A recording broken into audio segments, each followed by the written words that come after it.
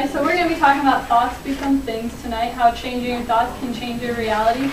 And I think this is like the best topic for this time of year. If you've been watching any of the Olympics, you gotta, think about all the mental, everything that they have to go through. I mean, if you just watch Gabby Douglas or whoever before they perform their anything, they focus and they're off by themselves, not talking to anyone. And Dr. Hassel's one daughter is a gymnast with Chow's, and he said that, yeah, they teach them at a very young age that before your event you're focused and you have your head down, you're rehearsing it in your mind and visualizing, landing everything and all that stuff. So this is a perfect topic for this time of year. Alright, so we talk about the equation of health, and we talk about this a lot here. So function well, eat well, move well, and think well is the equation of health. So function well, that's what we take care of here. We make sure your nervous system is functioning at 100%. Eating well, obviously you're doing that right now, and I think we've had several topics cover that already. And move well, we've talked about exercise here. I think Dr. Hassel gave one the last time about exercise. And then thinking well, that's one we haven't really touched yet. So we really need to focus on that too, because to have health, you got to have all those things. You can't just do, you've got the people who only, they eat really well, but if you're not exercising, you're not making sure your nervous system's functioning at 100% and thinking well, you're still not going to be where you need to be. So we're going to talk about thinking well. Okay, so positive attitude affects your health. So worry, negativity, and anxiety cause the brain to inhibit the production of hormones. Serotonin and norepinephrine production are decreased as the stress and anxiety response. So basically, if you're always stressful or always worrying about things that you can't control and everything like that, those serotonin, norepinephrine, those are the feel-good hormones. They're going to be suppressed, the production of them. So then you're going to have more of the anxiety hormones, which is cortisol, and that's just more of that's a lot of times associated with weight gain and stuff like that. So, you don't want to be in a negativity, worry person, because that's not going to produce good things. And an interesting fact I found is that, do you guys know what time of the year most heart attacks occur? Christmas. Yeah, it's around the holidays, around Christmas and New Year's. Between Christmas and New Year's, that's where the peak is in heart attacks, because of all the stress of the holidays and family, and even though we love all our family, but so all of that. So definitely, and a lot of times people aren't eating the healthiest then either. So think about that. So the reason with the people with a positive attitude are healthier isn't really known. They haven't been able to figure it out exactly, because it's hard to control that part of the study. So it's hard to say you have to think happy, to someone in a study. So it's kind of hard for them to figure out exactly why it is, but they've been hypothesizing that it's either you can manage your stress better, so that would be obviously that makes you healthier, or they also lead healthier lives by making better health choices, people with a positive attitude. And you've all heard of the miracle health stories, people who, they got the diagnosis of terminal cancer or whatever, and they just said, I'm not going to let that stop me, and they just kept going, doing their thing, thinking positive, and they come out on the other side. I mean, there's stories like that all the time that you hear about. That, they weren't supposed to survive, and they did it. Well, then there's also the people that, they get that, you got 2 weeks to live or whatever, and that's exactly what they start thinking, and then in 2 weeks, they were right, because they get that up there and they just start thinking that way. So it's really, so much of this is about how you think. And even along that line too, I was thinking about this earlier today. There's those people who, their spouse has been terminally ill or whatever, that a lot of times you see this in older couples anyway, and then after their spouse dies, weeks later they die, and now it's in a died of a broken heart. But, they were holding on to something before, and now it's kind of like we don't have anything. Or the people who are like waiting for their daughter to get married or their grandchild to be born or something, and they're on their deathbed. They make it to that goal, and then after that it's like the goal was achieved, so they kind of just go. So interesting. So the benefits of a positive attitude: you have an increased lifespan, actually on average 7.5 years longer than people who are negative. So that's pretty exciting. 7.5 years more taxes. See, that's the negativity. Oh, it is? Yeah. 7 more years more fun, though. Yeah, more fun, exactly. We have lower rates of depression, which that's pretty obvious. Depression and positive attitude should not ever be correlated. Lower levels of distress, that makes sense. Greater resistance to the common cold. So that one's kind of surprising, possibly, but you know, if you're always positive, I mean, in our office we live this and preach this every day. So you know, if you start to feel that cold coming on, and you say, "Oh, I'm getting sick," you know, you get sick. But if you say, "I'm not going to get sick. Like I just need to drink some more water and get a nap in the day or rest some more," or something like that, things start to change around. So better psychological and physical well-being, reduced risk of death from cardiovascular disease, and better coping skills during hardships and times of stress. So those are all benefits of having a positive attitude. Now we're going to kind of get more into the law of attraction and stuff like that. So every action that you take is preceded by a thought. Your dominant thoughts determine your dominant actions, and your dominant actions determine your life. So that's kind of a big statement. I'm going to repeat it again here. So every action you take is preceded by a thought. Your dominant thoughts determine your dominant actions, and your dominant actions determine your life. So basically your thoughts are your life. The thoughts, they become your actions, and your actions become your life. So you'll eventually eat from the bitter or sweet fruit that your thoughts have produced. So if you're constantly thinking about the bad things that could happen, they're going to happen. Whereas if you're constantly thinking about the good things that could happen or have been happening, you're going to see more of that. And so whether you think you can or you can't, you're right. That's a really good quote that I like from Henry Ford. And then there's the quote from Charles Swindoll that life is 10% what happens and 90% how you react to it. So it's more about the reactions, because life is going to punch you in the nose every once in a while. That's what Dr. Hassel likes to say. You know, you're going to have stuff happen that's kind of, you know, not the best thing ever.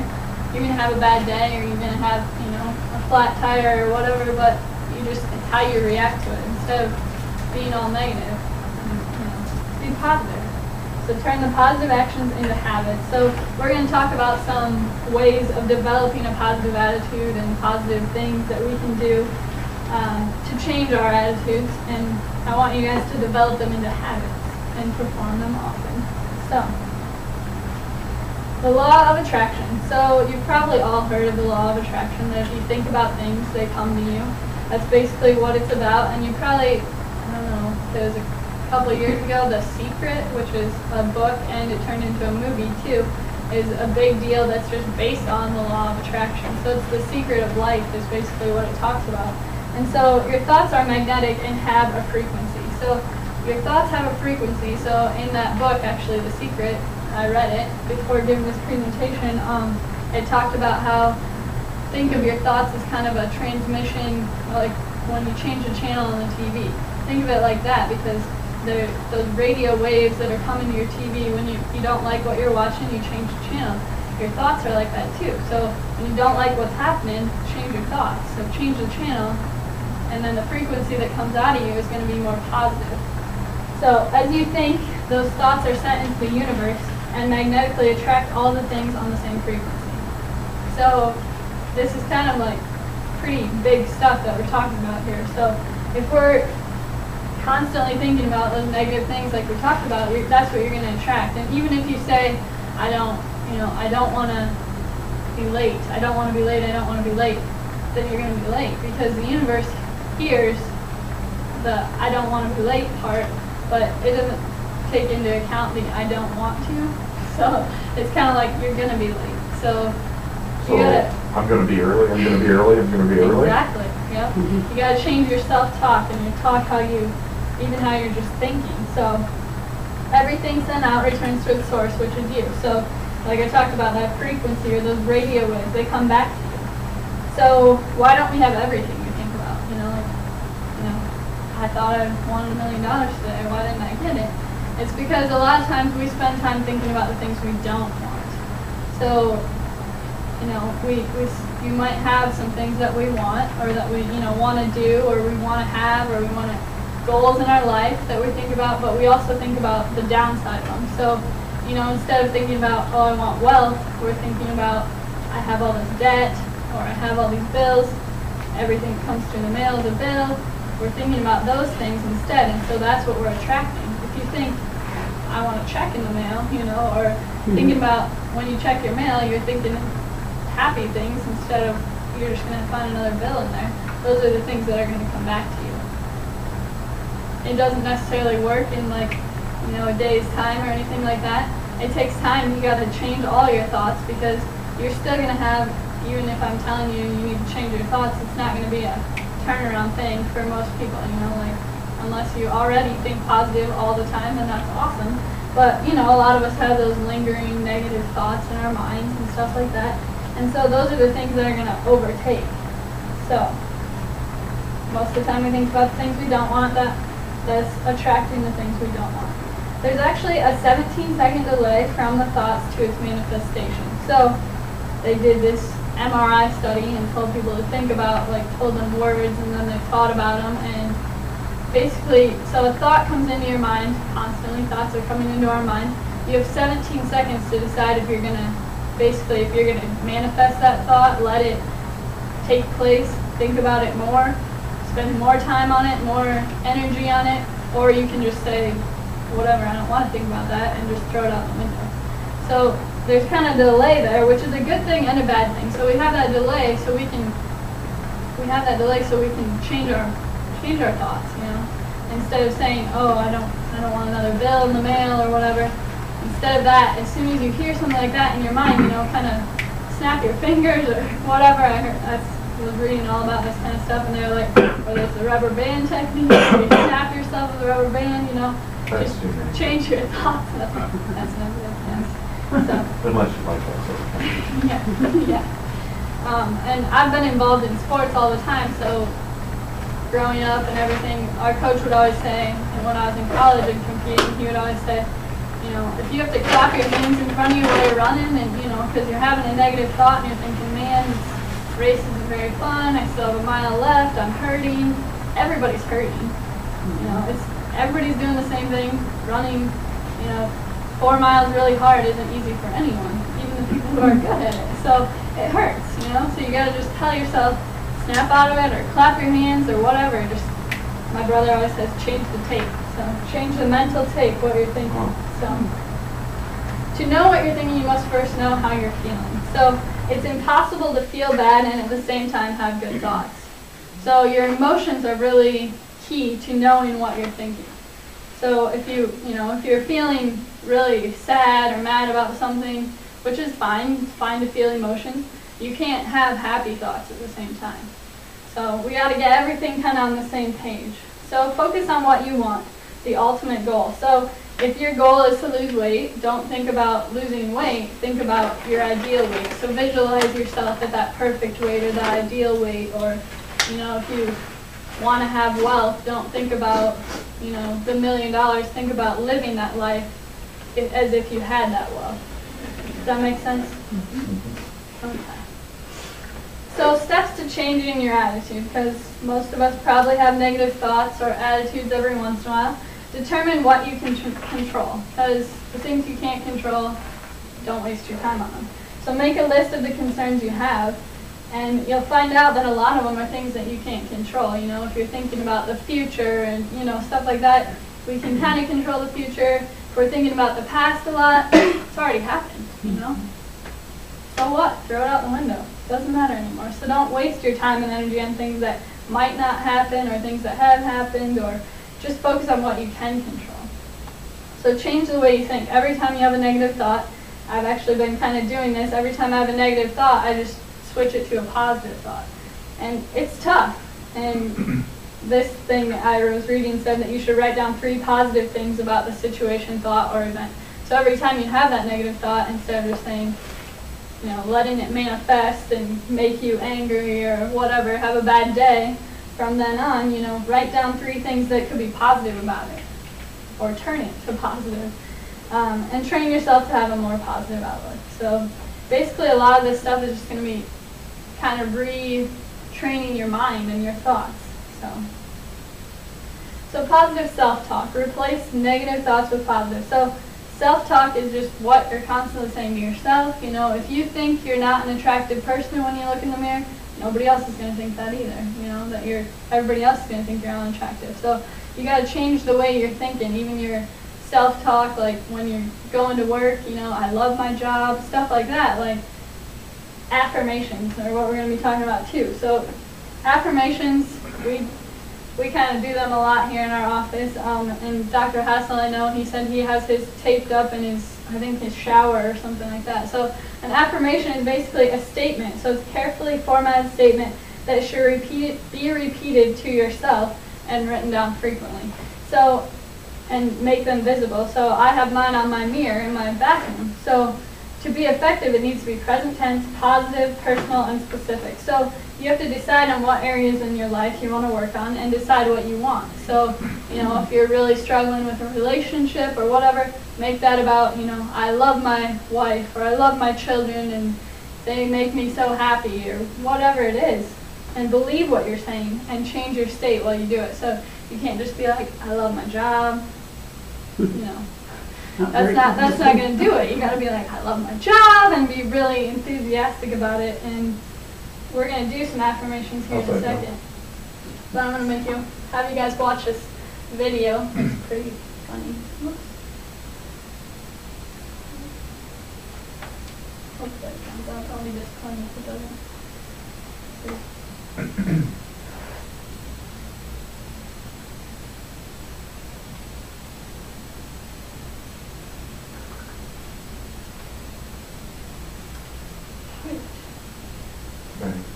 It's a really good video. This little girl is 4 saying affirmations. Dang it. Huh, I don't know what happened there. But anyway, this little girl is like 4 and she's like, obviously her parents must have taught her this because you don't just learn this kind of stuff on your own, but she's like standing in front of the mirror and she's like, I love my mom and I love my dad. And it's just funny, and it's like that. You gotta change your state. You can't just be like, you know, I love my kids, they make me happy, you know, you gotta be enthusiastic about it. Yeah, you gotta feel it right. Yeah, exactly. Change your state. So I just found some affirmations on the internet that I thought would apply to probably the general population here. And we're gonna, you get to take these home, but we're gonna say them. So we're going to follow along here. If you guys want, you can stand up or do whatever. Just because having to stand up kind of changes your state rather than slouching or something like that. Slouching in a chair? Yeah. And you guys might think this is silly, anyone but in particular? you know, Me. if you do this to yourself every day, or you know, some of us do it in our car on our way to work or whatever, it doesn't matter what people next to you think of you. So, okay, we're going to start with the first one. I am successful in everything I do. I am successful in everything I do. All right, we can do them together now. I deserve prosperity of all kinds. I am happy and healthy. My body is beautiful. I radiate good health. I love nutritious food. I nourish my mind, body, and soul. I only eat when I am hungry. I make positive, healthy choices. I love my body. I am grateful for the friends in my life. I am a source of love and inspiration for my family. I am blessed with a beautiful family. I am generous with love to my family. I am confident, competent, and calm. I am responsible for the success I achieve. I am so grateful for my successful business. And that's all of them. So, yeah, so I'm sure you guys probably had a little bit of a, you know, it kind of gets you going when you do these. And I like to do mine in the morning before I... So these are the ones specifically that Dr. Hassel has in his shower? No, I don't think so. I don't know what ones he has specifically, but and you can change it based on, you know, the things that you're working on or you're focusing on. You know, if it's really, you are trying to change the way you're eating, you know, then there's, and I just pulled these off the internet. If you want to make your own statements, you can. Just make sure they're positive and they're in present tense. That's what you need to do. Instead of saying, I will lose weight. You know, it's gotta be like, I am the ideal weight. So or I losing used weight to or love my whatever. wife, probably. The right way to say it. No. Just wondering. Yeah. So, and if you want, I mean, you can always just Google and you'll find a list of affirmations if you really want to find some. So like we're talking about these, do you recommend, like you said, Dr. Hassel does in the shower every morning. Right. Is that a good time in the morning for bed? I mean, what is it? Yeah, I mean, I like to do them in the morning just because it gets you going for the day, you know, rather than if you do them at night, that's fine too, but it's more of like a reflection of your day then, you know. I don't know. I feel like a morning is a good time to do them. Or even if you have like a break and you're like, oh, I really, you know, the second half of my day is never good, or what, you know, do them at lunch or whatever works for you. So, and I think Dr. Thad said he usually does his in the car on the way to work. So he's like, I don't care what people think next to me, you know, they probably think I'm crazy, but whatever. So yeah. So you just do them whatever makes most sense for you, I guess. So. All right. So goal setting, we're going to talk about that now. And it says this on there, so you want to make SMART goals. So what does that mean? We want to make specific, measurable, attainable, realistic, timely goals. So we don't want to set goals that are just ridiculous and we'll never achieve. It's good to have high, lofty goals, of course, but you know, we want to have something that can be attainable. So specific. So what are you going to do? Why is it important that you do it this time, and how are you going to do it? So not just, you know, I want to hit the bonus at work or whatever it is, you know. You don't want to just say that. You want to say, how am I going to get there? You know, what do I need to do? What are the steps that I need to do to reach my goal?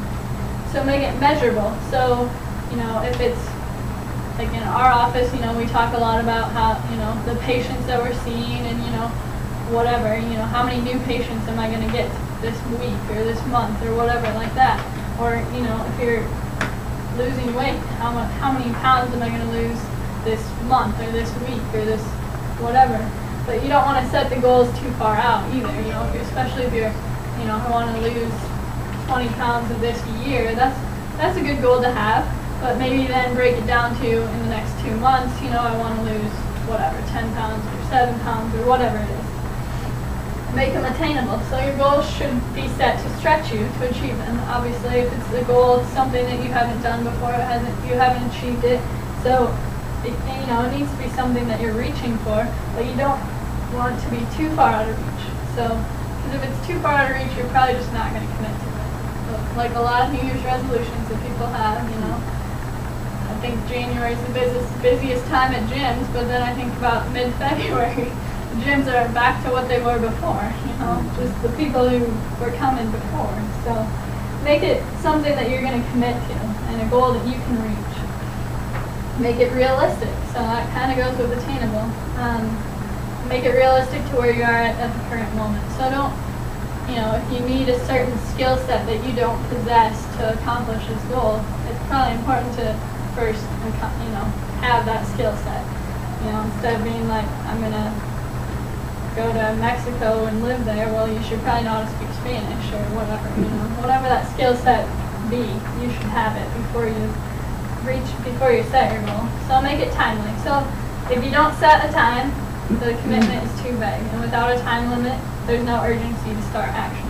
So, you know, I think probably that's a lot of people's deal with New Year's resolutions. You know, I'm going to go to the gym more. Okay, but, you know, you need to have a goal to go along with that because, you know, especially like a time goal, something there at the end. So, review your goals often, monitor your progress. So, you know, it's okay to not reach your goals, but you should try to get as close to them as you can, you know. If your goal is to whatever, I mean, my goal is to run under 3 hours and 35 minutes in the Des Moines Marathon this fall. And if I don't get close to that, I'm going to be upset. But, you know, I want to make sure I'm doing the things to get there, though, too. So that's my goal for the mile. Yeah, there you go. And know where you stand with your goals. So it's always important to monitor your progress and, you know where you stand. So are you going to be close to your goal? Do you need to reevaluate your goals? And, know what you need to do to reach your goals. So know those steps that you have to take. Set goals in all aspects of your life. I have health goals, career goals, financial goals, relationship goals, fitness goals. Now, for some people, fitness and health might be the same, but to me, health is more, is all the things we're talking about here: eating well, moving well, thinking well, those, and functioning well. Those all go with health. Whereas fitness, to me, I'm a competitive athlete. My fitness goals are going to be based on what I do competitively there. So, and celebrate when you accomplish a goal, and obviously make it a celebration that makes sense. If your goal was to, eat less sugar, then your celebration shouldn't be to go out for ice cream or something like that. Maybe treat yourself to a movie or whatever. Make a celebration when you accomplish a goal. Then it makes you motivated, so you want to do it. All right. Now we're going to talk about journaling. So basically, I'm just throwing a bunch of ideas at you to make you change the way you're thinking. So you don't have to do all of these things, especially not all at once, but maybe try some of them out and see what works best for you. Maybe affirmations aren't your thing, but journaling might be. So journal about your intentions for the day. So if this is something you want to do at night, you can maybe journal about what happened during the day. So we're going to talk about that here in a minute, and then talk about the things that you want to have happen the next day. And you can talk about your goals in there too, and your positive thinking, and spend time thinking about what you're grateful for, or for your intentions down the road. So this is also the law of attraction deal. So if you say that you're grateful for something that you don't even have yet, or you don't, like, I'm grateful for that vacation time I have. Say you don't have any vacation time, and that was something that you really wanted, one of the goals you had. Throw that out there to the universe, throw out those things that you want to have. Say you're thankful for it, you'll never know. It might come back to you. So journal about the positive things that happened in your day and how you reacted to them, and maybe how you could have reacted better. So you can also journal about the negative things, but say, well, this is a positive that came out of it, because in almost every situation we can find something positive that comes out of it. Be aware of your reactions and how you can help better control them, and because it's 10% what happens and 90% how we react to it, right? So any situation, they always say that you should go into anything with the same enthusiasm as you would have, as you go to work, or as you meet your family. If your favorite part of the day is going home and seeing your family, go to work with that same enthusiasm, or when you change the tire with that same enthusiasm. I just read about this scrapbook thing when I was doing some research for this presentation. It said, put together pictures of the things you want to have or want to achieve, or things you want to do. And so I was reading about this man who had put together this scrapbook of how he wanted to travel the world, so he put in pictures of all these places that he really wanted to go. And he got this promotion at work where they wanted him to go to, he ended up going to like Saudi Arabia or something. He's like, that's not really one of the pictures I had, that I really wanted to go to that place, but because of it, he got an extra travel time or something. He got extra vacation and the extra bonus and all this stuff. So he had all these resources now to do the things that he wanted to do, and he ended up going to China or something that he wanted to go to. And the picture that he cut out of this magazine was actually the view from his hotel. He's like, I had no idea, he didn't know where he was staying. It was like the view from his hotel, and I'm like, that's crazy. I don't have a scrapbook, but I think I'm going to make one after reading that story. So look at it frequently. So what this guy did is he said, I looked at it every day. And I saw those places, I want to go there someday, I want to do this, and he said it didn't happen that next day. It took 6 months or something before he got to go to Saudi Arabia, and then all this other stuff started to happen because of it. So. All right, visualization. This is huge, probably with the Olympics, and all the time athletes are totally doing this, and there's all kinds of research out there about how, if you visualize yourself making the free throw, how much higher the percentage is in making the free throw and all this stuff. So there's research behind this, and There's several studies on the positive effects of it. So here's just some